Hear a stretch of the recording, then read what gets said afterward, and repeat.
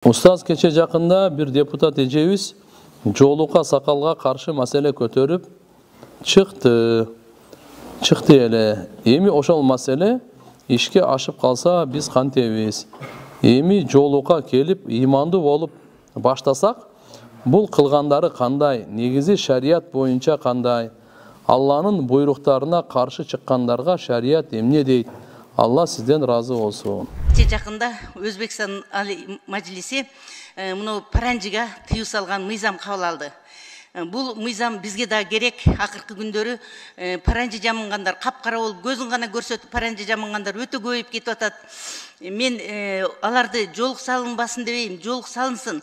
Бирок ошондой бетин чүмкөгөн, өзүнүн идентификациясын, өзүнүн адамдык эмесин чүмкөп алган бул өтө кооптуу, коопсуздукка дагы таасирин тийгизет. Ошон үчүн ушул боюнча дагы мен мурда дагы айткан элем, дин башкармалыгына катуу тапшырма берип, ушуга мамлекеттик чара көрбөсөк болбой калды. Ооба, буну туура түшүнүш керек туугандар. Баардыгынча ачууга алдырбай чечим чечсек, чечим чыгарсак, тең салмактуулук болот да. Анан адам мындай кичине эмоцияга алдырып, ачуулана турган болсок, туура эмес чечим бул. Алхамдулилля, мисалы ал мен эженин сөзүн уктум. Бирок ошо эженин, ошо энебиздин ошо сөзү орундалат эле, өзү да машалла кичине жолук салып дегенде эми энебиз да. Мусулман эне, Алланын буйругу, мусулман энени пайгамбар саллаллаху алейхи ва саллям эмне деп мактаган. Бирок ошол жердеги айткан сөздөрү кандайдыр бир деңгээлде туура болсо да, кандайдыр бир деңгээлде туура эмес жагы дагы бар. Ошол жерде мисалдар карап туруп, мисалы коомчулук келип, ал жерде жолукка тыюу салган эмес туугандар. Жолукка каршы чыгып туруп, мен андай деп мен уккан жокмун. Мүмкүн бир башка бурмаланган эле неме болуп калбаса. А так мисалы толук жүзүн жаап алып, ошо общественный коомчулук немелерден деп, ошондой да жерген деп айтылган жерин мен уктум да. Жолук, то есть аял затына Алла субхана ва тааланын бул фарызы. Балагатка толгондон кийин фарызы. Ким аткарат, ким аткарбайт, динде мажбурлоо жок. Динде жакшы угуп алыңыз. Жүрөктөгү ыйманга даже мажбурлоо жок. Не только буларга, бирөө мажбурлап намаз окутуп атасың, окуп атат. Ал мажбурлап намаз окуп, намаз кабыл болбойт аныкы. Бирөө мажбурлап калима айт болбосо мындан. Ал жүрөгүндө ыйман болбогондон кийин миллион жолу айтсын, ал кабыл эмес ал. Ла икраха фид дин. Диндечи мажбурлоо жок. Жүрөгүнөн ынанып калима айтса, ошо ишенет анан. Өнөн жүрөгүнөн ынанып намаз окуса, ошондой болот анан. Демек туугандар, бизде дагы биз шариаттын өкүмүн айтып коюу, кыямат күнү биз жооп беребиз. Ар бир адам мусулман, ар бир адам жооп берет. Шариаттын өкүмү кандай айтып, бирөөгө жагабы, жакпайбы, аны кызыктырылбайт. Шариаттын өкүмүн айтып кой, амал кылабы, кылбайбы өзү билсин. Аракты мисалы арам деп айтып кой, бирөө ичеби, ичпейби, өзү жооп берет. Жолуктун маселеси да балагатка толгондон кийин Алла субхана ва тааланын бул фарызы. Жараткан Алла субхана ва таала берген бул фарызы. Жүзгө келе турган болсок, бул туугандар аурат эмес. Жашырганга милдеттүү, мисалы кол, эркекти кандай? Билесиздер да, мына киндиктен тизе. Ханафи мазхабда киндик кирбейт, бирок тизе кирет. Буну жашырып жүрүшүбүз керек. Мейли, футбол ойноп атабызбы, же болбосо карап туруп, азыр алхамдулилла жакшы эмелерде, шорталарда чыккан го, ичинен кылып алышат. Же банядабызбы, каерде болсо, ушул эркектин аураты ушул. Аялдарда болсо, мына кол, алакан, анан тамам боюнча ихтилаф, талаш бар. Кандай болгон чакта да бул ауратка кирбейт. Демек, буну жабуу милдеттүү эмес деген сөз. Ачык айтып коеюн, караңыздар. Бирок, бул жабуу милдеттүү эмес дегенде эркектер силер карай бергиле деген уруксат каяктан таптыңар силер? Түшүнөсүзбү? Силерге уруксат эмес караганга.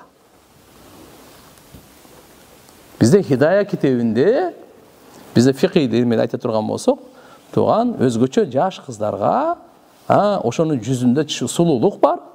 Ошону карасаң фитнага түшүп каласың. Фитнанын коркунучунан ошон үчүн айткан, мына жүздөрүн кичине жаап жүрсүн деген маселе ошол жерден чыккан. Себеп дегенде коомчулукта бүгүнкү күндө ажырашуулар, бүгүнкү зынанын көптүгү, бүгүнкү Кудай сактасын, ушу жаман нерселер, бир көп нерсени биз силерге мындай окуп берип чыгарбайбыз өзүчү. Жакында бир эле мисал айтайын. Бирөөнүн 5 баласы бар, эми бирөө менен сүйүшүп кетип, 5 баланы таштап кетип, башка тип кетип калды. Неден болду ушунун эми? Ошон үчүн жаш кыздарга фитнанын коркунучу болсо, жүзүн жапсын деген. Бул биздин алхамдулилла биздин фатва китептерде, биздин Ханафи мазхабта толтура бул. Жаш кыздардан ошол жүзүн көрүп ошо фитнага учуруп аткан учурларда жапсын деп айтылган туган.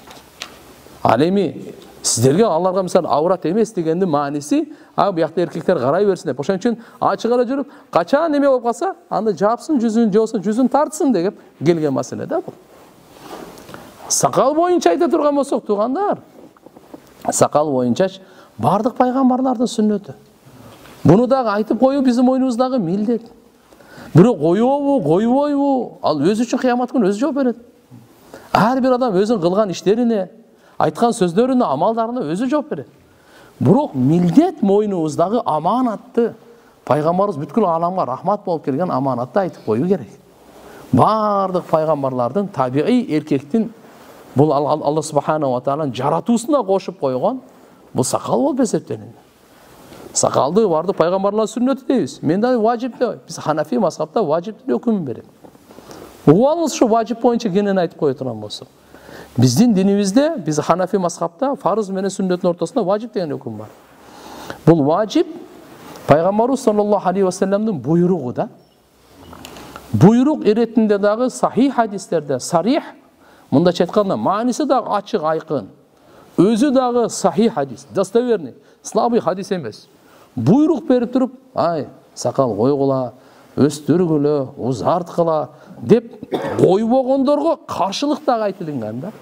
Пайгамбарыбыз анча-мынча жерлерде эгердечи ошону таштап койсо, анда сүннөт болуп калат. Анча-мынча жерде таштап койсо. Кээде кылбай эле кала турган болсо, мустахаб болуп калат. Такыр таштап алган болсо, важип болуп калат. Ошон үчүн пайгамбарыбыздын өзүнүн дагы, сахабалардын баарынан дагы Айым Абу Ханифа рахматулла алейх, биздин имам башчыбыз. Бардык китебин караңыз. Коюу эмне, кыруу эмне, өкүмдөрдү ачык айтып койгон да. Ошон үчүн вужубка айтып атканыбыз, ал эми сүннөт деп атканыбыз, дайым айтабыз, ай, важиптик кээде Курандан, кээде сүннөттөн болот. Витр важипти мисал кылып мен айтып калам. Витр важип бар го. Бул өзү Курандан айтылган эмес да. Мынакей бир уч. Чүнкү ушуга чейин. Бир уч койго, андан кийин 40 койсо уруксат. Кээ бирлер аны узартып атпайбы? Аны каяктан таптыңар пайгамбарыбыз мынакей койгула деген, узарткыла деген, өстүргүлө деген алар күч ат. Шашылбаңыз.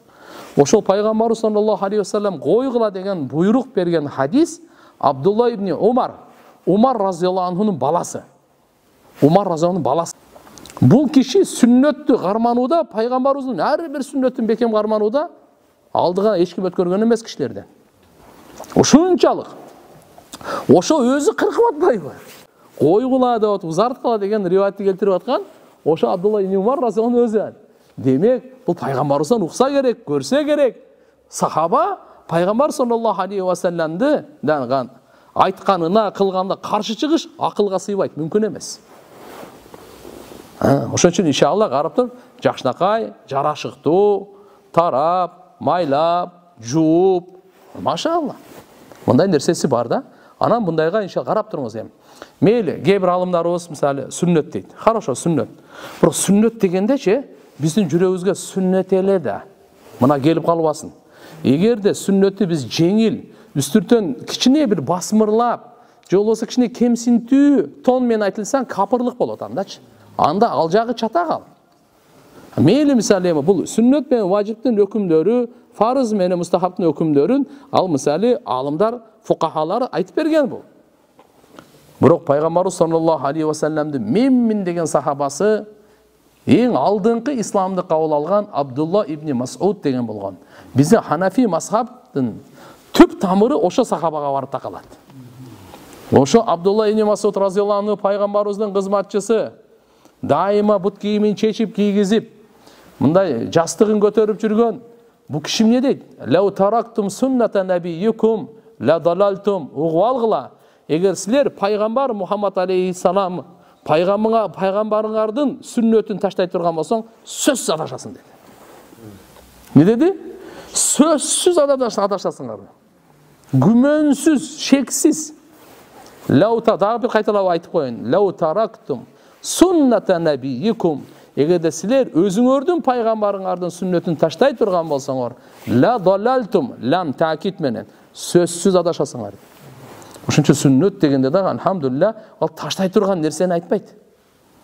Угуп алыңыз, мен важипте мындай сүннати муаккада сүннөткө түшүп айтып берейин. Сүннөт деген маселени туугандар, бул таштап кое турган нерсе эмес, аткара турган нерсе. Андайлар менен болбойт. Алхамдулилля, биз алхамдулилля мусулман адам өзүнүн кулк мүнөзү менен дагы, сабырдуулугу менен, акыл эстүүлүгү менен кандай маселе болсо, ортого жакшынакай коюп чечсе болот. Ийри отуруп түз кеңешүү бизде мурунку ата бабалардан келген алхамдулилля калган мына накыл сөздөрүбүз бар, жөнөкөй эмес да. Ошон үчүн иншалла Кудай кааласа жакшы бир дуа кыла берели, жакшы сүйлөшө берели. Ошо Алла таалам ошо депутат эжебизге да Алла субхана ва таала товфик берсин. Анан иншалла мындай карап туруп аша чабуулардан дагы токтотуу болсун. Ошол эле кезде иншалла бири-бирибизге туура түшүнүк, бири-бирибизге жылуу сүйлөгөн, эгерде түшүнбөй кала турган болсок, ничо, такташып алган жакшы. Оюн, максатын бирип такташып алган жакшы. Атошто шариятка тиешелүү отурган болсо, шариятты кандай болсо Куран, хадистен айтуу аалымдардын милдети. Аалымдардын, казылардын, муфтилердин, карылардын, ахли илимге байланыштуу ким гана болбосун, Куран, хадистен кандай болсо, оны аманатты айтып коюу милдет.